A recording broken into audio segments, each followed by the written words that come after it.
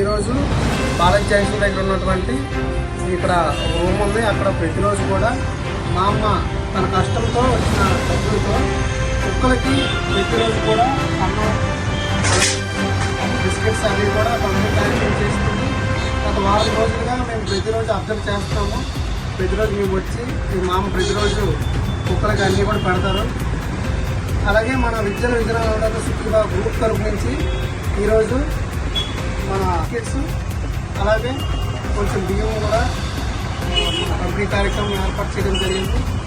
ఒకసారి మామూలు అడుగుదాం, మనం ఎందుకు పెడుతున్నారు, ఏ ప్లేస్ ఎప్పుడు పెడుతున్నారు ఒకసారి చిన్నప్పటి ఇదే అలవాటు. నాకు ఊహ తెలుసు, మా ఇంట్లో ఎప్పుడు 18-20 కుక్కలు ఉంటాయి.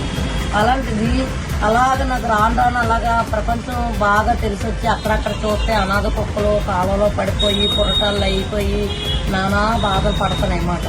నానా బాధపడితే అప్పుడు కాంచి రోజుకి ఒక 12 కేజీలు 15 కేజీలు అన్నం వండేసి నాకు ఓపిక లేక కానీ బాబు ప్రతిరోజు వెళ్ళి ఎన్నో పెట్టాలనేది డైలీగా 15 కేజీలు అన్నం మటుకు వండేసి 3 లాంతుల దగ్గర, భాష స్కూల్ దగ్గర, ఎల్ఐసి బిల్డింగ్ దగ్గర, పాల హాస్పిటల్ దగ్గర, కిన్నాళ్ళు జ్యూస్ మిల్లి, ప్రదీప్ నగర్ అవన్నీ వెళ్ళిద్దాం. నాకు కిన్నాళ్ళలాగా ఓపిక లేదు బాబు. బళ్ళు మీద తిరగడానికి అంత ఆదాయం రావాలి కదా. వీటికి నెలకి 10,000 రూపాయలు ఖర్చు పెడతాను. ఆ 10,000 నీకు ఎలాగ వస్తుందమ్మంటే నాకు పెన్షన్ 4,000 వస్తుంది, ఇంటద్దు ఒక 5,000 వస్తుంది. నా తినడానికి నా పిల్లలు పెడతారు. అందుకే నాకు ఏ ప్రాబ్లం ఉండదు.